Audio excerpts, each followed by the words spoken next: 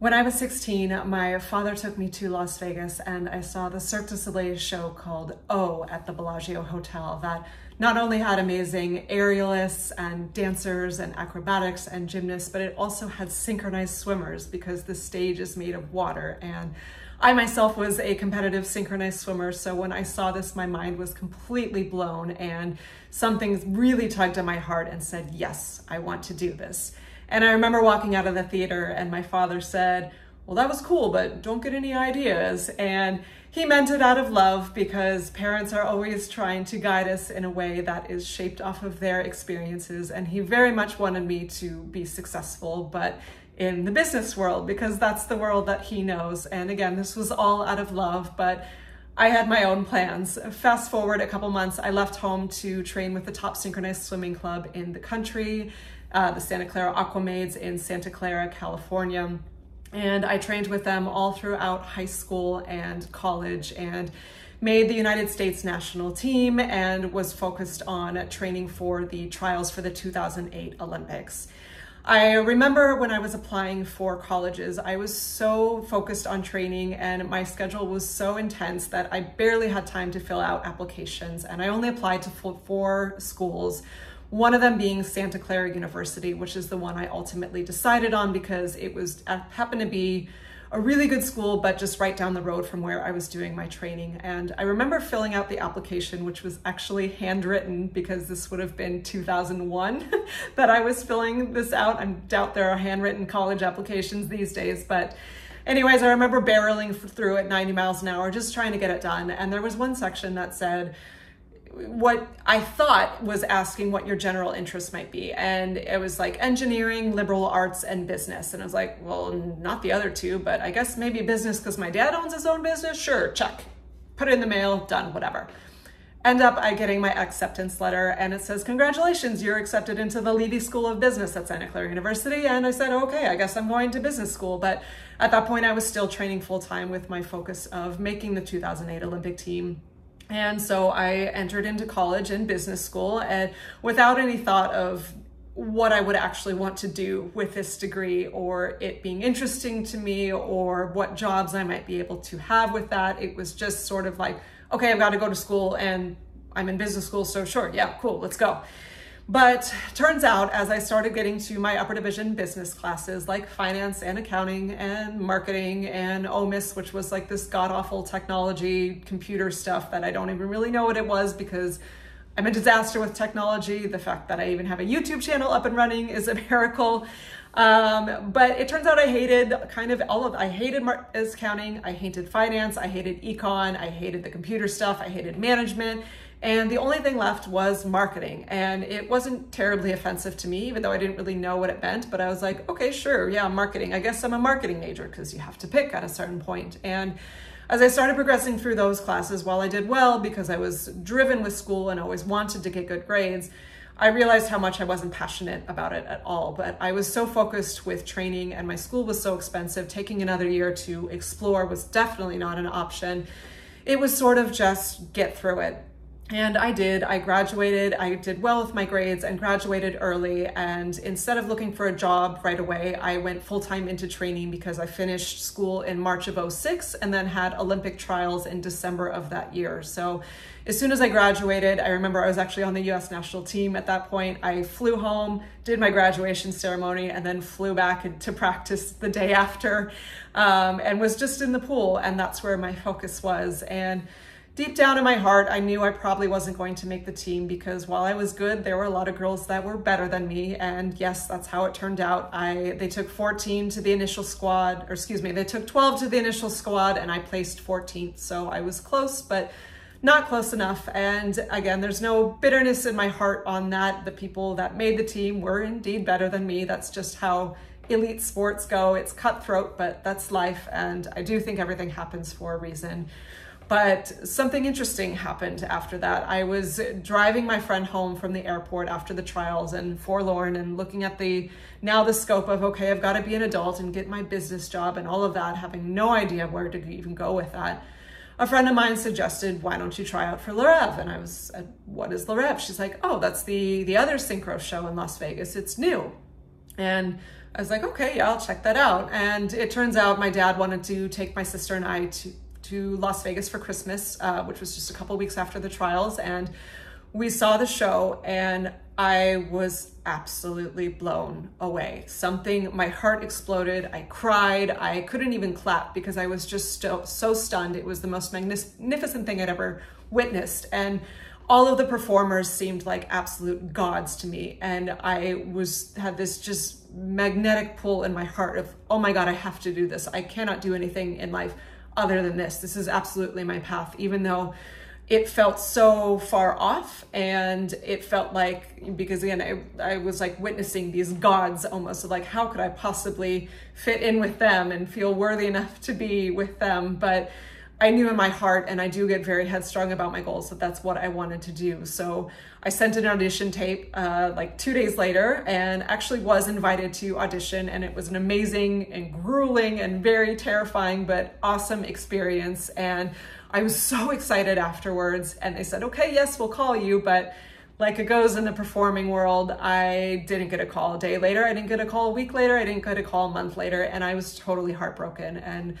so then I had to put my head down and say, okay, it's time to use my degree and get my business marketing job. And through a connection of my father's, I ended up getting a job in PR for corporate technology firms in San Francisco, and was commuting an hour and a half each way. So 3 hours a day to this job in San Francisco. I couldn't afford to live in the city, was making $15 at an internship, and was doing things that absolutely had no level of interest for me. And I tried to suck it up, like, okay, this is just the game now. Like, you've got to try hard to impress. I would come early and stay late, and everyone there was very nice. They were good people. And I think there were people that actually were passionate about what they were doing there. Again, I'm not saying the business world is inherently wrong. That's not the point of this video, but it was inherently wrong for me. And just looking down the trajectory of like, okay, this is life now, and I could get another job. I could go to another firm or do slightly different things with marketing. And yes, that you can be creative with it, but just the whole outlook of having to be in an office all day and looking at numbers, and it's all about the profit and pushing to sell things, when I was already inherently a natural minimalist. And just looking at that trajectory of that being my life, I was extremely depressed and felt very unmotivated to get out of bed, and sitting in my car each day was miserable. If anyone's seen the 90s Office Space movie, it's so great. But that scene at the beginning where he's in his car and there's an old lady on her walker, like moving faster than her, that was me on the 280 going to San Francisco every day. And it was awful. And I felt very hopeless on how to make life better at that point. But I knew this was not how I wanted to live, but I didn't see what else was going to be available. And then a miracle happened. I got an email from Le Rêve, the show, saying that I was accepted into the cast and they were offering me position. And I said, absolutely, and put in my notice with the internship. And then I ended up going to do one more summer with the US national team because I wanted to be back in the water and out of that office. And then I joined the cast of Le Rêve in Las Vegas, and it was an incredible experience. It's crazy how normal it can become to throw on makeup and a wig and a crazy like sequined costume and ballroom shoes and dive underwater from backstage and grab a scuba gear and be upside down for 5 minutes doing synchronous swimming legs, and then tunneling backstage and stripping off a costume, putting on a new wig, and then going back into the water and having a guy in a harness come down from the ceiling, and we grab hands and spin up into the air in 50 feet with huge lighting and fire props and fountains and musicians. And it was totally wild, but it was absolutely home for me. I felt completely at home at the stage, and using my body and being able to express myself to music and being an artist and an athlete at the same time, and getting to entertain people, getting to uplift and inspire, and giving something of my soul, and then seeing that reach the audience and have them have that elated effect that I felt for the first time when I saw the show. I'm so grateful I got to have that experience. And it really set the rubric for me of this is how I want to live my life. And was it a perfect experience every day? Absolutely not. Was there some drama along the way? Yeah, that's life. But that was my first real job after, the internship. And I worked at Starbucks in college, but my first professional adult job was this Cirque du Soleil style show in Vegas. And that set the bar of what I want to do with my time on this planet. And it was such a contrast from how I lived in the office, where every moment of every day was just destroying my soul, to where this was something that made me feel incredibly alive and purposeful, and using my body for what I want to use. And it was an extension of my craft, and just burning with passion to be an artist and a creator, and to uplift people with that. And I ended up going on to be a go-go dancer after that. I did 5 years in the show, and I did about 2,500 performances of the show. And as an artist, I wanted to keep growing and experience new things. And I was 28 when I left the show. And definitely the critics and naysayers around me, and my own inner critic, was saying, okay, you're 28, you should get a real job now and look into using your degrees. And I actually even applied to get my MBA at Stanford. And because, Stanford will mean I'm successful, and getting an MBA will mean I'm successful.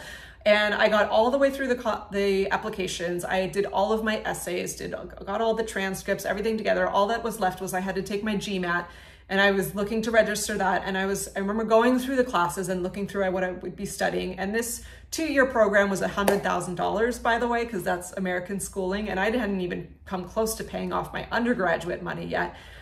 But that's a whole other story, the ridiculousness of American university tuition.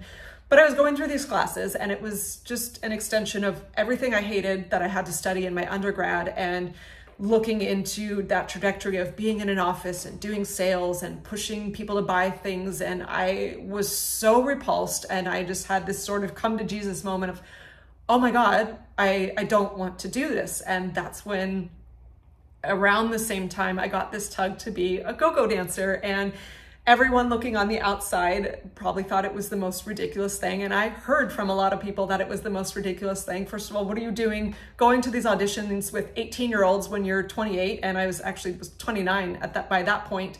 And, go-go dancing, that's not a real job, or that's trash, or you're a stripper, which, by the way, I was not. I was always clothed. Yes, it was, scantily clad, but everything that needed to be covered was covered. And you need to be using your degree and getting into the real world and blah, blah, blah, blah, blah, blah, blah. But because I had set the precedent of doing what my heart wants to do, and knowing the gift of being able to be paid for what I want to do, and not even more than the money, but just spending my time and precious time on earth, because we don't know which day is going to be last, doing something that made me feel alive, I couldn't do anything else. And so I followed that thread, and I was a go-go dancer for about 5 or 6 years. I think it was about 6 years. And I performed in nightclubs in Las Vegas, and had solo acts of myself, and then also performed, if anyone knows the company Insomniac, they put on EDC and those gigantic music festivals with the top DJs all over the world, and 50 to 100,000 people come to those events. So I performed with them and got to be on stage in front of 50 to 100,000 people, and with these just massive sound systems and these incredible DJs like Avicii and David Guetta and Moby. And it was the most, I don't use this word lightly, it was actual ecstasy to get to experience that, even more than what I got to experience in the show in Vegas, because I was essentially performing as a solo artist and doing organic movements that were my own. It was very spiritual for me, and I felt so connected to source energy and so in my power, but also it was not an ego thing of like, ooh, look at me. It was something channeling through me, and that's just pure source energy, connection, love, passion, whatever you want to call it. And I'm not saying you have to be in Cirque du Soleil or dancing with DJs to have this feeling. You could have this feeling in gardening, or maybe it is business marketing for you, or whether it's, knitting or cooking or bicycling or being a rock climber or singing or being a teacher. It could be any of those things. And it's the point of all of this is your life is your life, and you have to look into cultivating what is right for you and following your heart and choosing to do with your time what actually makes you feel alive, because it's going to be different for everyone. And if you just follow the metric of success and getting a job just for the money, or going to school just for this degree that will get you this job, that will get you this money, that will get you that car or that house or that vacation or that status, like, if that thing truly makes you happy, sure, but a lot of people really aren't happy with those things. Henry David Thoreau said, many men are living quiet lives, or lives of quiet desperation. And he wrote that in the 1800s, and I think it's still extremely prevalent. People are chasing dreams based on what success is in modern society without regard to what actually would make their heart feel alive. And that's how people end up so addicted to substance like alcohol or marijuana or shopping or just spending on frivolous things or binging on Netflix, because they're so dissatisfied with their life. And even if they have tons of money, it's not making them happy. And again, I'm not saying you need to go be a go-go dancer or go into Cirque du Soleil, because that's probably not a viable reality for a lot of people. But that was me following my own heart and my own truth. And having this business degree, had I gone into marketing, I could, and just stuck on that trajectory at this point in my life, I probably could be making $250,000. I probably would have a 401k. I would have paid vacation. I could have a giant home and multiple cars and closets full of stuff, but I don't give a shit about any of that. I care about feeling alive and being connected to source and doing something I'm passionate about and uplifting people around me and living with passion and purpose. And that's going to look different for everyone. And I encourage you to, can you quit your job tomorrow and do what you're passionate about? Probably not. It takes some planning, but it is possible. And maybe it's not something you always make money off of, but you can do it. And if you take away all those distractions, that's why I talk about, minimalism for me is not just not having a small wardrobe. It's an entire stoic lifestyle, because when you take out all of that consumption, whether it's clothes or Netflix or internet articles or social media or handbags or, just multiple things that are grabbing your attention, and you tune in and you just sit with yourself, your heart will start to talk to you. You will start to feel threads that you want to follow, dreams that you maybe suppressed, things that you said, oh, I want to do this, but I never could. But I want to tell you, you can do it. And your life is your life. And yes, we all need to make some money. But if you're spending each and every day doing something that doesn't make you feel alive, or you actually flat out hate to make a dollar or survive, I feel like it's a wasted life. And it's up to us to tune out the noise of what society says is successful and tune into what your heart wants you to do with this precious time on earth. So that's the message for today. I would love to hear in the comments, are there dreams of yours that you wanted to do but didn't think you could do? Are you in a job that you followed because your parents told you to pick that career, or a teacher told you to, or it's just something off of your degree, but it doesn't feel in alignment with your passion and purpose and you want to make a change? Let me know. Let's hang out in the comments, and yeah, I'd love to hear from you. So thank you for watching, and I will see you in the next video. Bye.